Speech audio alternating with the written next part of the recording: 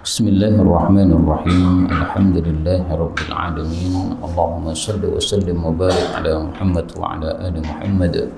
Allahumma anfa'na bima 'allamtana wa 'allimna ma yanfa'una wa zidna 'ilma wa barik lana fi 'ilmina warzuqna al-ikhlasa fil qawli wal 'amali kamila wa 'ilman nafi'an la yunsa wa tawfiqan da'ima wa sihhatan wa yaqinan wa 'afiyah.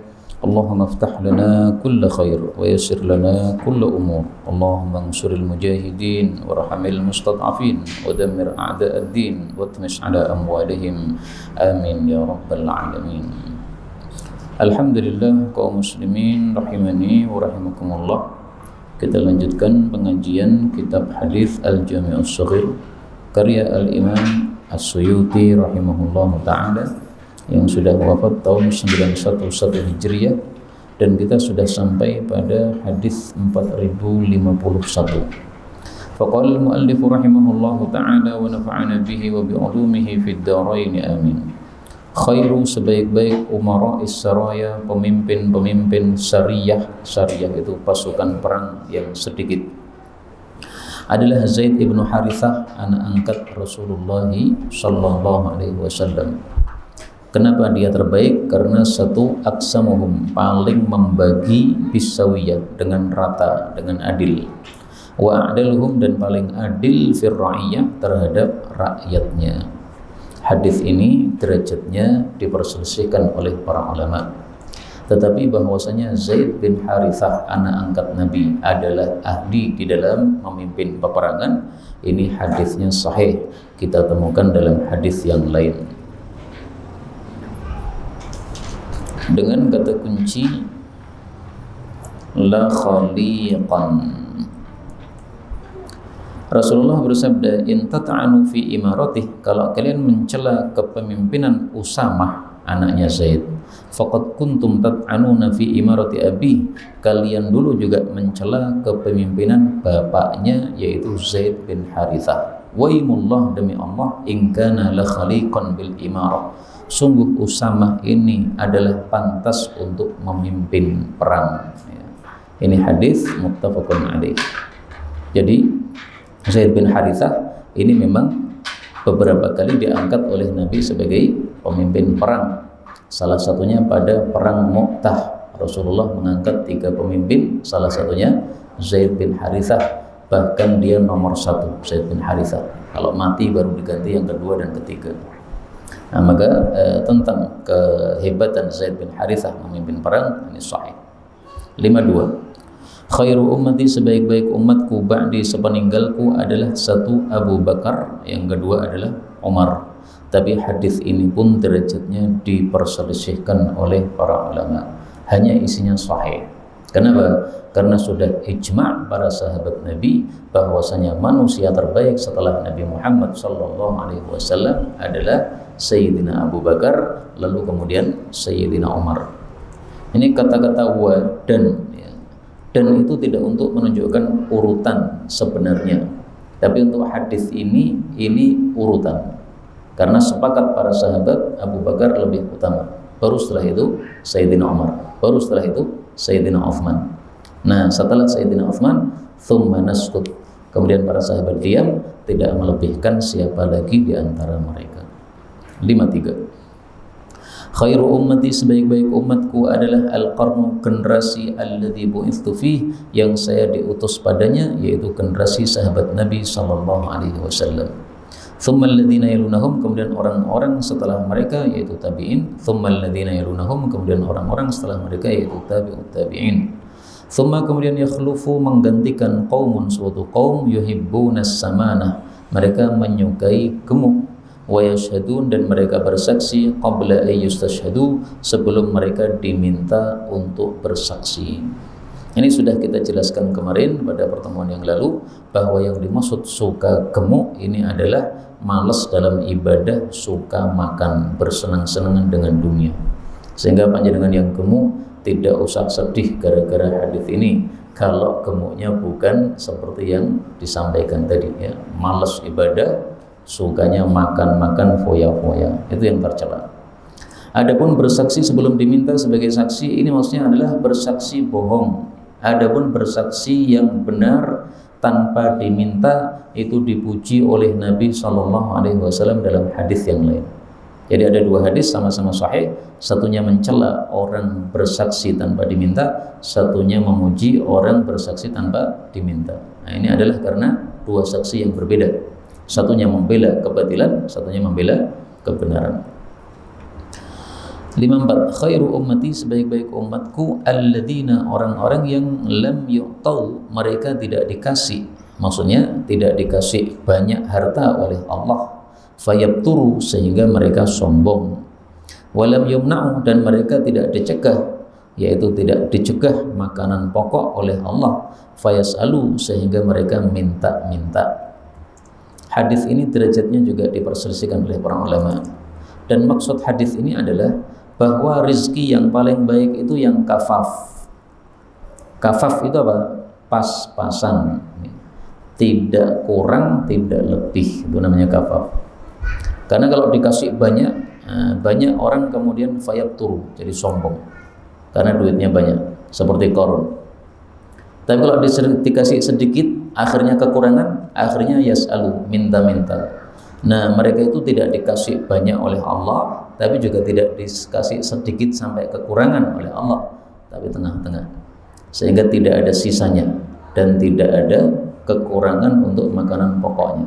Yang penting perutnya kenyang, sudah cukup, mereka tidak minta-minta kepada orang yang lain.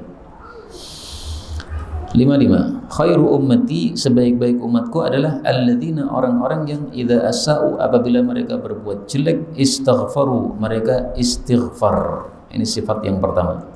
Sifat yang kedua, wa idza ahsanu, jika mereka berbuat baik, istabsyaru, mereka senang. Yang ketiga, wa idza safaru, mereka apabila mereka safar, qasaru, mereka mengqasar salat, wa aftaru, dan mereka berbuka alias tidak puasa Ramadan. Tapi hadis ini juga derajatnya diperselisihkan oleh para ulama. Hanya saja isinya benar, yaitu memuji orang yang istighfar, memuji orang yang berbuat baik dan senang dengan perbuatan baik yang dia lakukan, dan ini kita temukan dalam hadis-hadis yang sahih. Misalnya Rasul sallallahu alaihi wasallam bersabda, fa ahsin. Idza asa'ta, kalau kamu sudah berbuat jelek, fa ahsin, maka berbuat baiklah supaya menghapus kejelekan tadi. Nah, istighfar ini termasuk perbuatan baik, sehingga istighfar itu bisa menghapus dosa-dosa. Nah, maka maknanya sahih bahwasanya orang yang melakukan ini dicintai oleh Allah Subhanahu wa taala. Kemudian ahsanu istabsyaru. Ini kita temukan hadis yang sahih. Rasulullah sallallahu alaihi wasallam mengatakan, man sarrathu hasanatuhu, barang siapa yang senang dengan amal baik yang dia lakukan, wasa'athu sayyi'atuhu, dan susah karena amal jelek yang dia lakukan, fadzalikumul mu'min, itu tandanya orang beriman. Ini hadis riwayat Tirmidzi sahih. Maka sifat yang kedua ini kita temukan dalam hadis yang sahih pula. Kemudian sifat yang ketiga, apa tadi? Kalau mereka safar, mereka qasar. Ini yang dilakukan oleh Nabi. Beliau tidak pernah safar tanpa qasar salat, enggak pernah, selalu qasar.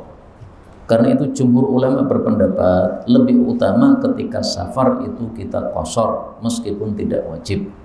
Sebagian kecil ulama berpendapat lebih utama tidak qasar, tapi yang lebih bagus adalah pendapat yang pertama, lebih utama qasar. Adapun buka puasa, apakah lebih utama untuk buka puasa ketika kita safar bulan Ramadan? Nah, ini sudah kita bahas dulu. Yang lebih utama bukan berbuka, tapi yang lebih utama adalah yang paling gampang. Kalau lebih gampang berbuka, berbuka lebih utama. Lebih gampang berpuasa, berpuasa lebih utama. Dalilnya Allah Subhanahu wa taala setelah membahas masalah ini dalam Al-Qur'an, Allah mengatakan yuridullahu bikumul yusra wa la yuridu bikumul usra. Allah menghendaki kepada kalian kemudahan dan tidak menghendaki kepada kalian kesusahan. Dan inilah fikih yang dipilih oleh Syekh Al-Utsaimin rahimahullah taala, yang paling utama bagi musafir pada saat puasa Ramadan itu adalah yang paling gampang. bukan berbuka, bukan juga puasa, tapi tergantung situasi dan kondisi. 56. Khairu ummati, sebaik-baik umatku adalah awwaluha, yang awalnya yaitu para sahabat Nabi sallallahu alaihi wasallam, wa akhiruha, dan juga yang akhirnya yaitu yang bersama Nabi Isa alaihi salatu wassalam memerangi Dajjal, wa fi wasatiha, adapun di tengah-tengahnya itu adalah al-kadir, ada orang-orang kotor. Kadir atau kadar situ? Kadir. Ini hadisnya dhaif, tetapi maknanya bisa sahih. Kenapa? Ketika kita dipimpin Nabi Muhammad, otomatislah jadi orang-orang baik, yang mimpin orang baik. Ketika kita dipimpin Nabi Isa, otomatislah jadi orang-orang baik, karena yang mimpin juga orang baik. Maka ini maknanya sahih. Karena apa? Dipimpin oleh orang-orang baik sehingga menjadi umat yang baik. Maka kondisi kita sekarang ini termasuk yang ini, yang wasat, yang tengah-tengah, karena tidak dipimpin oleh Nabi Muhammad SAW dan tidak dipimpin oleh Nabi Isa alaihi salatu wassalam. 57. Khairu ahlil masyrik, sebaik-baik penghuni masyrik arah timur itu adalah Abdul Qais, kabilah Abdul Qais. Ini nama kabilah. Hadis ini disahihkan Albani tapi didhaifkan Suyuti. Hadis ini menunjukkan bahwasanya manusia itu bertingkat-tingkat, sehingga satu kabilah bisa lebih utama daripada kabilah yang lain. Nah, sekarang apa yang dimaksud khair? Paling baik itu kenapa paling baik? Paling baik itu dilihat dari sisi amalnya.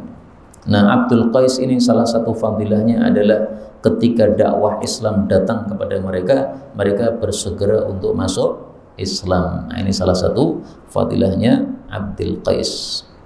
58. Khairu baitin, sebaik-baik rumah fil muslimin pada kalangan umat Islam, baitun, satu rumah fihi yatimun, yang di dalamnya ada anak yatim, yuhsanu ilaihi, yang dibaiki kepadanya. Berbuat baik kepada anak yatim itu dengan dua cara. Yang pertama bil qauli, dengan ucapan yang lemah lembut. Yang kedua bil fi'li, dengan perbuatan yang lemah lembut. Sebaliknya wasyarru baitin, dan sejelek-jelek rumah fil muslimin di kalangan umat Islam adalah baitun fihi yatimun, ada rumah di dalamnya ada anak yatim, yusa'u ilaihi, yang diperbuat jelek kepadanya. Perbuatan jelek juga sama, ada dua macam, ada bil qauli, ada bil fi'li. Allah Subhanahu wa taala mengatakan di dalam Al-Qur'an pada surat Ad-Duha, wa fa'ammal yatima fala taqhar, adapun kepada anak yatim maka janganlah engkau itu diktator kepadanya. Apa maksudnya fala taqhar? La tanharhu, jangan engkau enggak ada di sini ya. Nah, kita cari yang ada tafsirannya ya. Fa'ammal yatima fala taqhar fala taghlibhu ala malihi, janganlah engkau menguasai hartanya, li dha'fihi, karena kelemahannya. Nah, maka ini termasuk perbuatan buruk kepada anak yatim ya. Hartanya dikuasai kemudian diambil, padahal tidak boleh seorang yang memelihara anak yatim kemudian menguasai hartanya. Dia hanya mengelola saja, bukan untuk menguasai. Ana, saya ini, Rasulullah maksudnya, wa kafirul yatim, dengan orang yang menanggung atau mengkafil anak yatim, fil jannati, di dalam surga, hakadha, seperti ini. Seperti ini sambil beliau menunjuk dua jarinya ini, jari tengah dan jari telunjuk. Ya, maksudnya dekat hubungannya dengan Rasulullah sallallahu alaihi wasallam besok di dalam surga. Ya. Maka salah satu penyebab derajat tinggi di dalam surga itu adalah kalau kita mengkafil anak yatim. Maka kalau bisa kita mengkafil anak yatim, memberi nafkah kepada mereka, ini sesuatu yang sangat mulia sekali. Ini hadisnya diperselisihkan derajatnya oleh para ulama, tapi kita cari apakah ada hadis yang sahih dalam bab ini. Ada dalam Sahih Bukhari, Rasulullah bersabda, ana wa kafirul yatimi fil jannati hakadha, dari hadisnya Sahal bin Sa'ad radhiyallahu taala anhu. Nah, maka hadis ini sahih yang pada kalimat terakhirnya ya, ana wa kafilul yatim hakadha, ini sahih karena diriwayatkan juga oleh Al-Imam Al-Bukhari rahimahullahu taala dalam kitab sahihnya. Adapun kalimat yang sebelumnya yaitu tentang sebaik-baik rumah dan seburuk-buruk rumah tadi, itu diperselisihkan derajatnya. Ada yang mengatakan sahih, ada yang mengatakan dhaif. 59. Khairu buyutikum, sebaik-baik rumah kalian adalah baitun, satu rumah, fihi yatimun, di dalamnya ada anak yatim, mukram. Mukram atau mukarram? Mukram, yang dimuliakan. Kalau mukarram dimuliakan terus-menerus, dimuliakan berkali-kali. Ini hadisnya juga diperselisihkan derajatnya oleh para ulama. Dan definisi yatim itu adalah anak yang belum balik, yang ditinggal mati oleh bapaknya. Maka syaratnya harus dua. Satu, dia belum yatim. Dia belum balik. Kalau dia sudah balik tidak disebut yatim. Yang kedua, ditinggal mati oleh bapaknya. Kalau ditinggal mati oleh ibunya, tidak yatim. Rasulullah sallallahu alaihi wasallam bersabda, la yutma, tidak ada yatim ba'da ihtilam, setelah mimpi basah alias setelah balik. Ini hadis riwayat Abu Daud, derajatnya sahih. Maka ini dalil bahwasanya yatim itu harus anak yang belum balik. Maka yatim itu terjemahnya anak yatim. Kenapa diterjemahkan anak? Karena syaratnya harus belum balik. Kalau sudah balik ya banyak di antara kita yang bapaknya sudah wafat. 60. Khairu tamrikum, sebaik-baik kurma kalian adalah al-barni, kurma barni. Kenapa dia itu terbaik? Yudhibudda, dia melenyapkan penyakit. Walada afihi, dan tidak ada penyakit padanya. Jadi melenyapkan penyakit tanpa menimbulkan penyakit yang lain. Karena kadang-kadang obat begitu, Pak. Bermanfaat dari satu sisi, tapi bermadarat dari sisi yang lain. Seperti obat-obat kimia kan sifatnya begitu. Pusing, kasih obat, pusingnya hilang. Tapi kalau obat itu digunakan terus-menerus, nanti ada efek sampingnya. Sering kita lihat di obat ada tulisan apa? Efek samping, ya kan? Nah, itu karena dia itu hanya melenyapkan penyakit, tetapi tidak selamat dari penyakit yang lain. Adapun kurma barni, ini tidak seperti itu. Nah, sekarang kurma barni itu yang kayak apa? Mari kita lihat penjelasan para ulama tentang kurma barni. Karena kurma barni ini saya cari di Saudi tidak ketemu, Pak. Ke tukang penjual kurma nggak ada yang kenal. Disebutkan oleh para ulama bahwasanya kurma barni itu adalah durbun minat tamri, itu adalah jenis kurma akbar minas sihani, lebih besar daripada kurma sihani. Yadribu ila sawadi, dia itu cenderung hitam warnanya. Wa huwa mimma gharasahu Nabi sallallahu alaihi wasallam biyadihi syarifah bil Madinah, itu ditanam oleh Nabi sallallahu alaihi wasallam dengan tangan beliau di kota Madinah. Wa anwa'ut tamri matamril Madinah katsirah, macam-macam kurma di Madinah sangat banyak. Ada sampai 130 sekian jenis kurma di Madinah. Ingat-ingat Pak ya. 130 sekian jenis kurma di kota Madinah. Nah, salah satunya adalah kurma barni ini. Nah, kurma barni ini saya mencari 2 kali nggak ketemu. Tahun 2010 saya diajak umrah, saya cari kurma barni. Maka penjualnya mengatakan la yujad, nggak ada kurma barni. Terus saya tanya, kurma yang paling afdal apa? Kurma ajwa. Nah, ajwa semuanya kenal. Kemudian 2024 kemarin diajak umrah lagi sama teman-teman. Nah, ternyata kurma barni dicari, nggak ada yang tahu. Orang-orang Arab nggak tahu, penjual-penjual kurma tidak tahu. Wallahu a'lam. Ini tampaknya istilahnya sudah berubah. Ya. Bisa saja istilah waktu itu adalah barni, kemudian istilah sekarang menyamakan dengan ajwa. Ya, karena ajwa mungkin bermacam-macam. Tapi yang jelas ini lebih besar dari kurma syihani dan warnanya agak kehitam-hitaman, dan kurma ajwa juga begitu. Dan ini ditanam oleh tangan Rasulullah sallallahu alaihi wasallam. 130 jenis kurma Madinah. Kemudian 61, khairu thiyabikum, sebaik-baik baju kalian adalah al-bayadu, putih. Albisuha, pakaikanlah yang putih itu ahya'akum, kepada orang-orang yang hidup di antara kalian. Wa kaffinu fiha, dan kafanilah di dalam kain putih mautakum, orang-orang yang mati di antara kalian. Hadis ini merupakan dalil bagi yang berpendapat bahwa baju paling utama adalah putih, sehingga putih lebih utama daripada yang lain-lain. Tapi ini masalah khilafiyah. Sebagian ulama berpendapat yang paling utama bukan putih, tapi putih itu yang termasuk paling utama. Kalau diartikan termasuk paling utama, maka hadis ini dipahami min khairi thiyabikum, termasuk yang paling utama dari baju-baju kalian adalah yang putih, bukan paling utama nomor satu.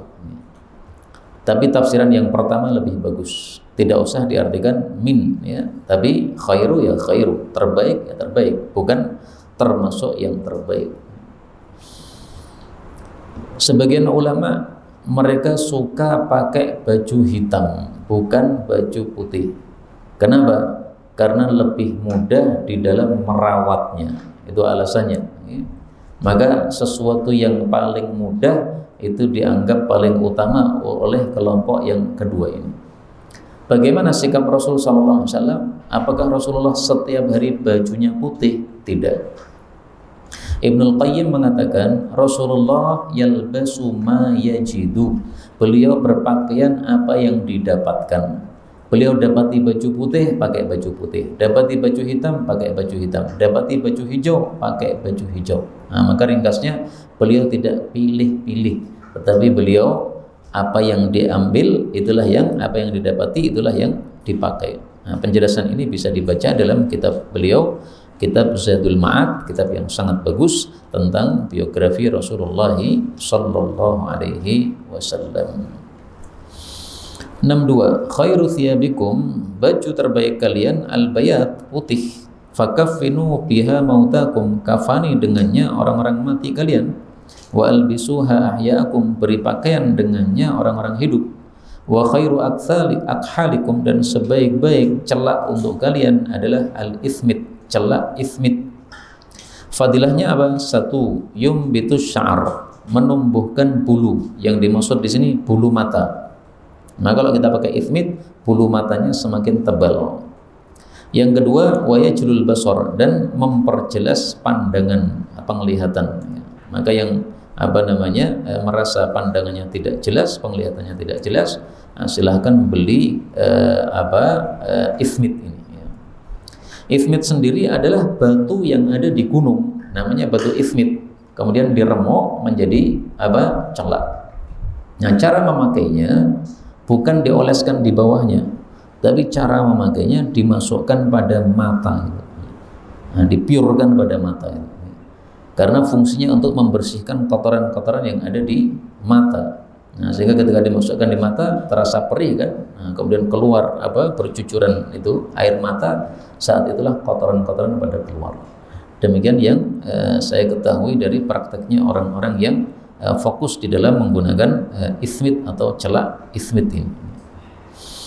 63, khairu julasaikum, sebaik-baik teman duduk kalian adalah man, orang yang dzakkarakum, mengingatkan kepada kalian Allah, kepada Allah, ru'yatuhu, melihat kepadanya. Jadi melihat kepada orang itu kita jadi ingat sama Allah, ini berarti teman yang baik.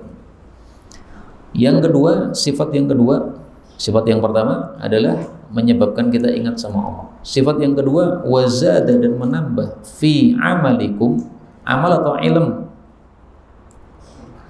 Amal. Salah itu. Fi ilmikum. Wazadan, dan menambah fi ilmikum, di dalam ilmu kalian, mantiquhu, ucapannya. Kenapa kok yang benar ilmikum? Karena dalam syarahnya dijelaskan ilmikum, bukan amalikum. Tapi wallahu a'lam. Kita bisa mengeceknya pada kitab ini, Abd bin Humaid, kitab Musnad, dan pada kitab Al-Hakim, yaitu kitab Nawadiril Usul. Coba kita cek sekali aja ya. Kalau di syarahnya memang Ilmikum. Nawadiril Usul. Ini karya dari Al-Hakim At-Tirmidzi. Tulis mantiquhu.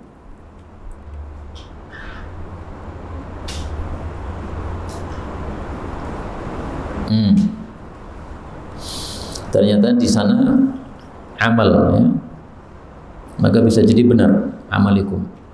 Wa yazidu fi amalikum mantiquhu. Udah, enggak usah dianggap salah aja. Dianggap ada dua ya. Di dalam syarah itu ilmikum, di dalam matanya amalikum, dan itu sesuai dengan tulisan Al-Hakim At-Tirmidzi. Insyaallah nanti akan saya cari lagi pada kitab yang kedua, Musnad Abd bin Humaid. Wazada, dan menambah fi ilmikum, pada ilmu kalian atau pada amal kalian, mantikuhu, ucapannya berisi ilmu sehingga ilmu kita tambah, atau ucapannya menyemangati kita untuk beramal sehingga amalnya tambah. Yang ketiga, wadzakarakumul akhirah, dan mengingatkan kepada kalian tentang akhirat, amaluhu, amalnya. Hadis ini riwayat Abd bin Humaid dan Hakim At-Tirmidzi. Insyaallah saya cari lagi pada Musnad Abd bin Humaid dan yang lain-lain, apakah sesuai yang sesuai itu amal atau ilm. Tapi dua-duanya sebenarnya bisa. Adapun derajat hadisnya diperselisihkan oleh para ulama, ada yang mensahihkan, ada yang mendhaifkan. Nambat khairu, sebaik-baik khisalis shaim, perkara untuk orang puasa itu adalah as-siwaku, bersiwak. Kenapa disebut yang terbaik? Karena orang puasa itu biasanya bau mulutnya tidak enak, sehingga disiwaki untuk mengurangi bau yang tidak enak tersebut. Dan inilah dalil para ulama yang mengatakan tidak makruh untuk bersiwak pada saat puasa meskipun sudah tergelincir matahari. Menurut madhab Syafi'i, makruh pakai siwak kalau sudah tergelincir matahari. Nah, bagi yang berpendapat tidak makruh, ini dasarnya khairu khisalis shaim as-siwak, tidak disebutkan waktunya, berarti tidak terbatas. Tapi memang derajat hadis ini adalah diperselisihkan oleh para ulama. Imam Bukhari termasuk yang berpendapat bahwasanya siwak itu tidak makruh baik di waktu pagi hari maupun di waktu sore hari. Kita cek sebentar perkataan Imam Bukhari. Wa qala Ibnu Umar berkata, yastaku awwalan nahar, orang puasa itu bersiwak di awal siang yaitu pagi, wa akhirahu, dan juga di akhir siang yaitu sore hari. Nah, ini fikihnya Imam Bukhari. Jadi perkataan-perkataan para sahabat yang disebutkan oleh Imam Bukhari dalam bab-babnya itu mestinya adalah fikih yang beliau pilih, sehingga boleh untuk apa? Kita bersiwak pada waktu pagi maupun pada waktu sore atau siang hari ya, setelah tergelincir matahari. Tidak makruh. Yang mengatakan makruh wajib pakai dalil, tapi tidak ada dalil yang sharih dalam bab ini. 65. Khairu diyaril ansar, sebaik-baik perkampungan orang-orang Ansar adalah Bani Najjar. Yang dimaksud perkampungan ini adalah penghuninya, yaitu kabilah yang ada dalam perkampungan tersebut. Sehingga maksudnya di sini khairu qabailil ansar, sebaik-baik kabilah orang Ansar adalah Bani Najjar. Bani Najjar itu siapa? Bani Najjar itu adalah akhwalnya Nabi Muhammad SAW dari jalur kakeknya. Nah, maka Bani Najjar ini ada hubungan nasab dengan Rasulullah SAW. Kemudian Banu Najjar inilah yang mewakafkan tanah Masjid Nabawi, sehingga pahala salat di Masjid Nabawi ngalir kepada Bani Najjar. Rasulullah datang ke Madinah ingin membuat masjid, maka beliau mengatakan, "Thaminuni haitakum." Tolong ini dikasih harga berapa tanah saya beli untuk buat masjid. Maka mereka Bani Najjar mengatakan, la natlubu thamanahu illa lillah, kami tidak mau meminta harganya kecuali kepada Allah. Akhirnya pemilik tanah ini dibayari oleh Bani Najjar. Pemilik tanahnya 2 anak yatim. Kamu anak yatim punya tanah ini, tanahmu akan dibeli oleh Nabi, ya. Harganya kami yang bayar. Dibayar oleh Bani Najjar. Setelah dibayar sah, kemudian menjadi milik Bani Najjar, diwakafkan kepada Rasulullah sallallahu alaihi wasallam. Nah, maka pahalanya selain mengalir kepada Rasulullah juga mengalir kepada Bani Najjar ini. Kemudian hadis ini ada kelanjutannya. Kelanjutannya apa? Di dalam kitab Sahihain disebutkan bahwa yang paling baik dari kabilah Ansor itu 1 Bani Najjar, yang kedua Bani Abdil Ashhal, yang ketiga Bani Abdil Harith, yang keempat Bani Sa'idah. Kemudian wa fi kulli duril Ansor khair. Tapi semua kabilah Ansor itu punya kebaikan. Ini Banu Sa'idah, ini salah satu dari mereka adalah namanya Sa'ad bin Ubadah. Ini adalah kepala suku Khazraj. Dia termasuk dari Bani Sa'idah. Mendengar hadis ini enggak terima dia, Pak. Loh, Rasulullah nyebut Bani saya yang keempat. Wah, enggak terima ini. Dia langsung persiapan pengen lapor kepada Nabi SAW. Ya Rasulullah, engkau sebutkan kami yang keempat. Tapi mau berangkat kemudian ditegur temannya. Apakah tidak cukup? Kabilah kita sudah disebutkan Nabi. Kabilah Ansor itu banyak, tidak semua disebut. Kita sudah disebut, udah cukup lah. Akhirnya dia mundur, nggak jadi protes. Alhamdulillah. Seandainya protes mungkin Nabi bisa marah, mungkin. Wallahu a'lam. Maka ala kulli hal, ini fadilahnya Banu Sa'idah. Termasuk di antara mereka adalah Sa'ad bin Ubadah, kepala suku Khazraj. Tapi sebenarnya kisah itu menunjukkan fadilahnya Sa'ad bin Ubadah. Orang mulia itu salah satu ciri-cirinya dia tidak mau kalau dikasih nomor 2 atau 3 nggak mau, Pak. Pengennya yang paling utama. Sehingga melihat orang lain punya fadilah, dia pengen fadilahnya di atasnya. Kamu tahajud berapa juz? 1 juz. Saya nggak mau 1 juz, maunya 2 juz. Nah, itu tanda orang apa? Utama kayak begitu. Tapi kalau orang rendahan, dia mengatakan yang penting saya tahajud 2 rakaat nggak apa-apa, nggak harus seperti kamu. Nah, itu apa? Tanda orang rendahan. Ini Sa'ad bin Ubadah orangnya mulia, tidak mau dikasih nomor 4. 66. Khairu diyaril Ansar, sebaik-baik perkampungan Ansar atau kabilah Ansar adalah Banu Abdil Ashhal.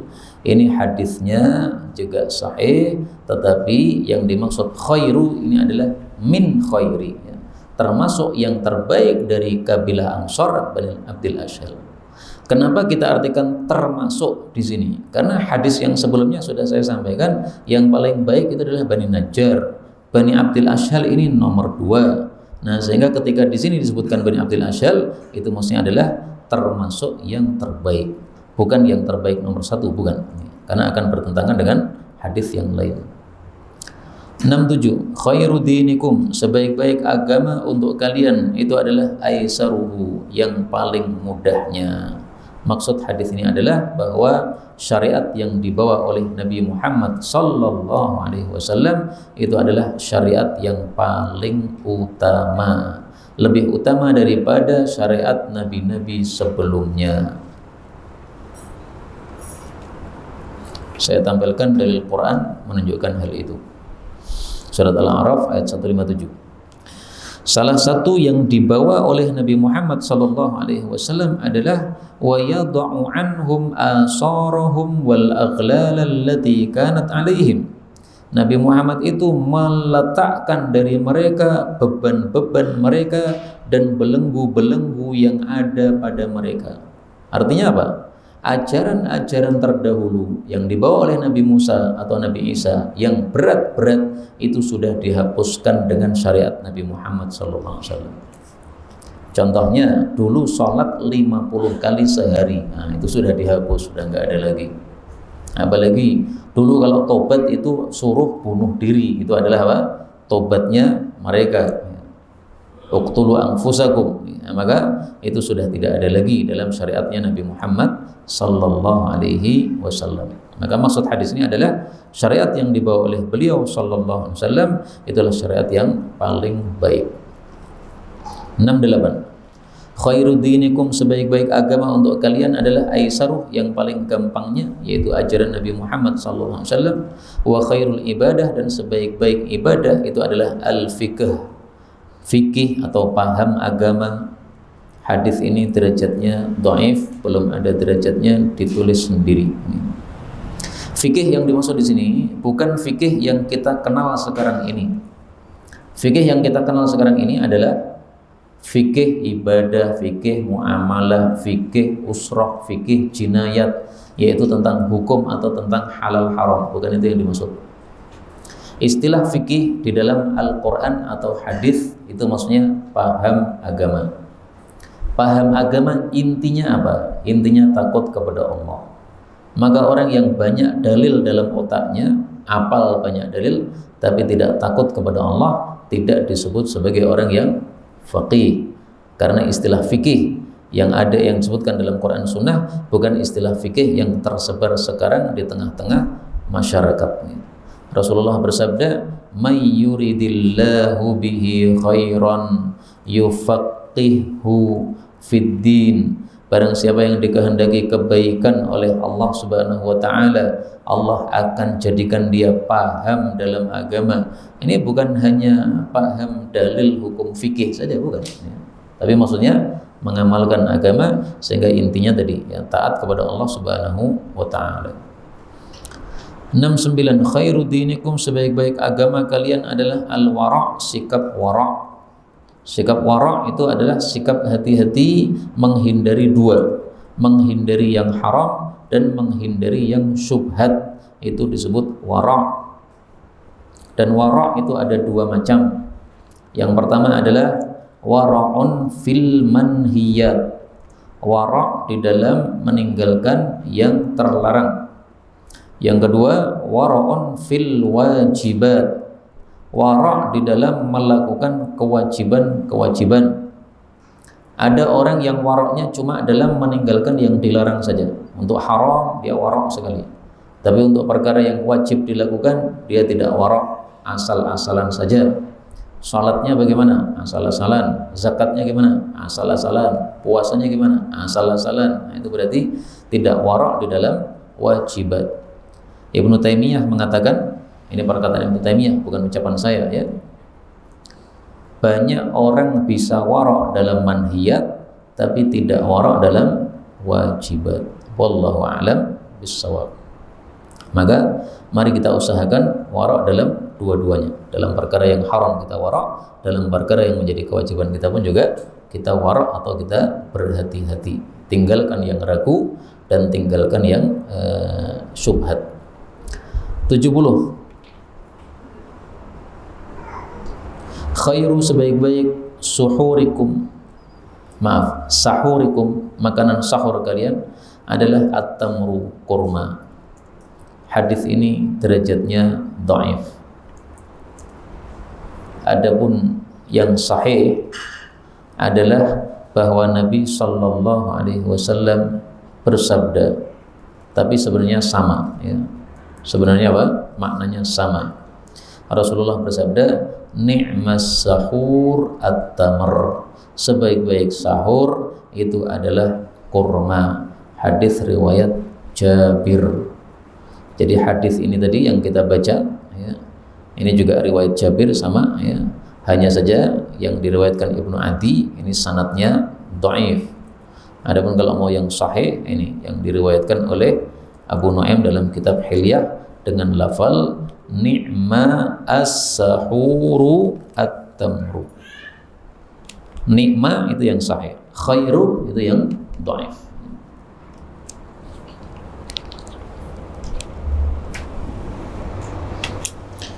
Kemudian para ulama menjelaskan dua hal, Pak. Yang pertama, mana lebih utama antara tamr yaitu kurma kering dengan rutab yaitu kurma basah? Lebih utama rutab. Kenapa? Karena Rasulullah kalau ada rutab beliau mendahulukan rutab. Kalau tidak ada rutab baru memakan tamr atau kurma kering. Saya tampilkan dalilnya.